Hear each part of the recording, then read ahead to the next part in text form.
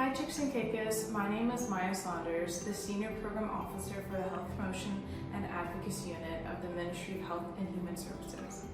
Welcome to our Breast Cancer Survivor Series, where we honor the courage, strength, and resilience of those who have faced breast cancer head-on. In this series, we'll hear the inspiring stories of our survivors who have battled the disease, sharing their personal journeys of triumph, challenges, and joy. Breast cancer affects more than just the body.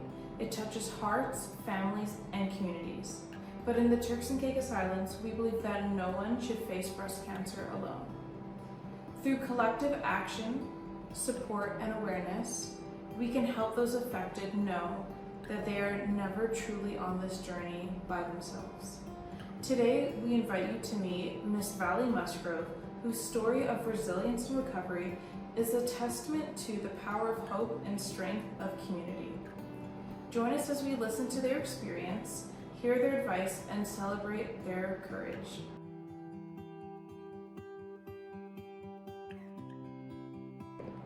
Hi, I'm Vallie Musgrove, survivor of breast cancer. I am a mother of 3 beautiful children, Andrea, Alexiu, and Arlington.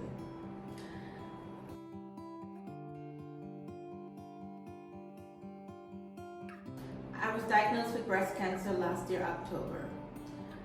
As I mentioned in my story that I did for the Cancer Society, I am a stickler for doing my annual checkups.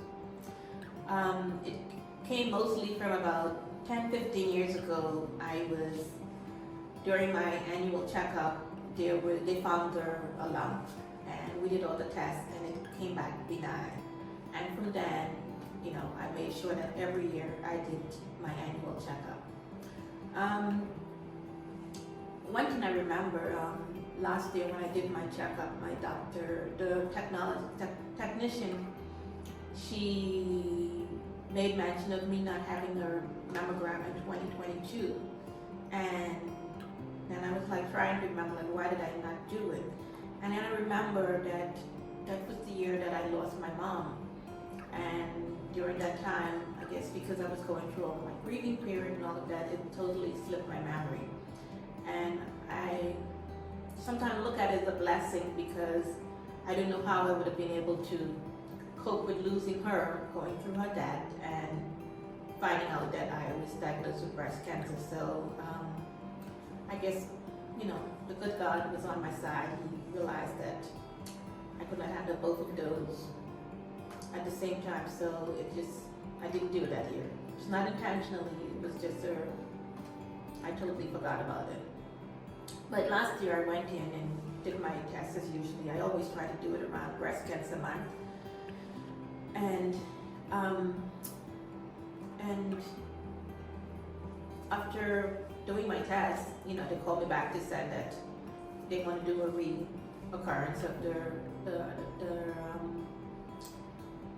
the ultrasound, which we did. And days later, I was diagnosed with stage 1 breast cancer.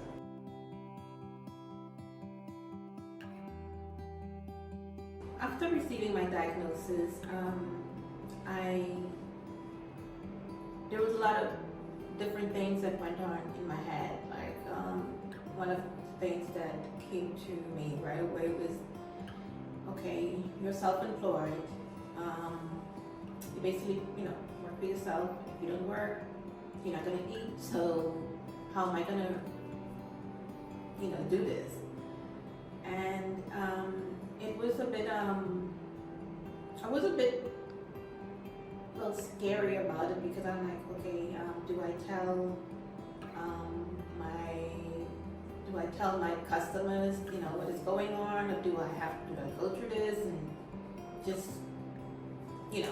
do it? And I decided that I would just go along with it as long as I can, and if I have to, I tell them. And I remember, several times, while I was going through treatment, that I would get calls from my work, and I would be in the hospital getting treatment, and I'm just going about it like a daily, like nothing is going on. And later on, when I informed them about everything, they were like, how did you do it? You know, but it was just something that I had to do. And I also thought about my kids and how this is going to affect them. I knew that I had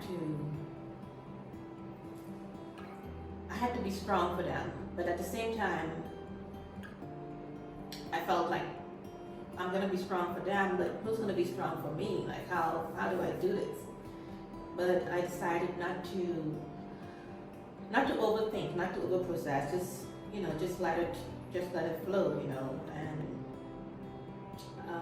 that was one of the ways that I dealt with it. I did not allow it to, take over and make me think more than I should.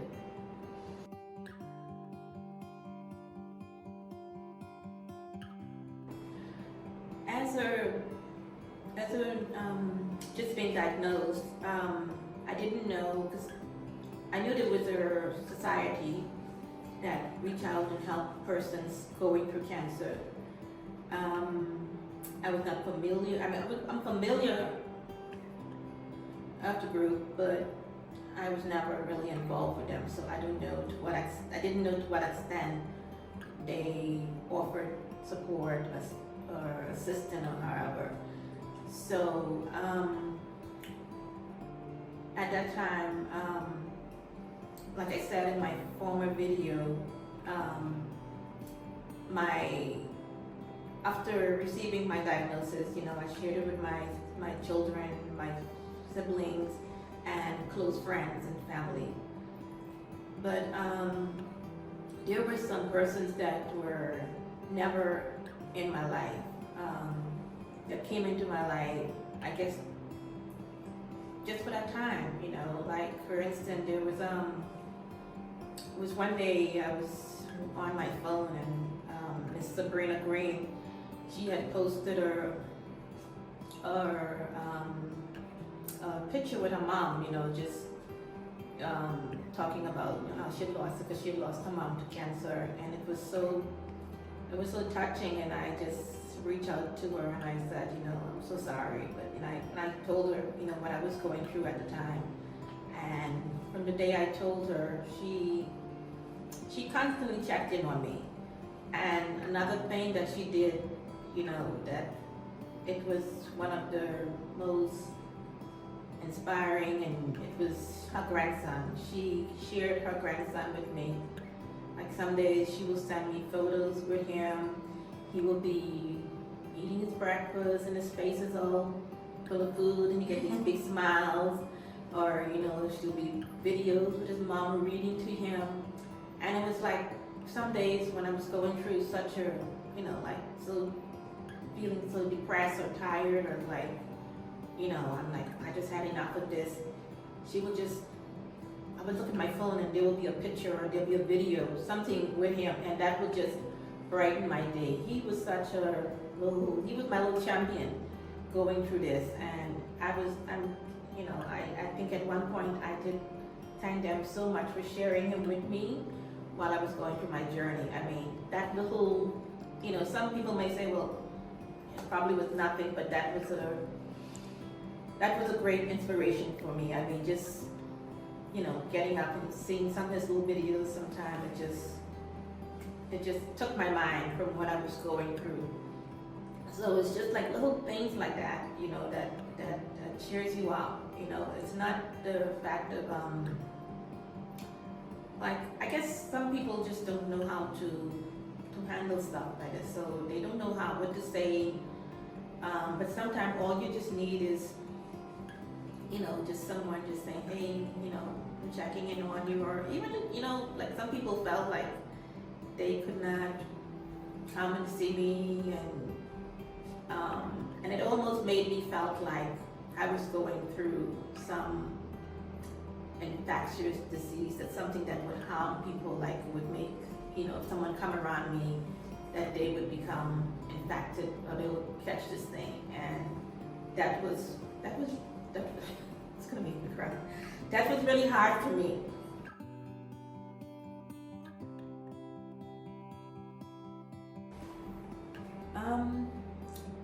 I just want to say that when it comes to support, I just want to say this to the friends, that cancer is really hard on your friend who's going through cancer, or your family member, or whoever. It is not easy, and sometimes, you know, we want to see you sometime. I mean, you don't have to feel like you can't come to see us, you know. Yes, sometimes, you know, our immune system get a bit weak, get a bit low, sorry, and at that time, you know, I'm sure that person will say, well, hey, you know, I can't see visitors now because of my immune system. But you don't have to shun people out, you know, because we're already going through a tough time dealing with cancer, and not having that support system, it is really hard. You don't have to feel like you're invading on our privacy, because if we didn't want you to be here, we wouldn't have told you. Most especially, like if you text someone, sometimes, you know, the treatment gets so hard on your body, it's like, you just can lay in your bed. You can't just allow yourself to rest, and sometimes you don't even look at your phone because you're just not in that frame of mind. So if you send out a message and you didn't hear from your friend, you know, if you don't come by, just pick up the phone and call, or say, hey, you know, I'm just checking on because I sent you a message and I didn't hear you respond, but I just want to make sure you're okay. Or you come knocking on their door, but, you know, just don't leave your friend hanging, because cancer it's not, I know in my previous video, I probably made it, you know, sound like it was an easy journey, but it's not easy. It's really hard on your body. Join us for the next segment in our series, where we continue sharing Miss Vallie Musgrove's story of resilience, hope, and strength in the fight against breast cancer.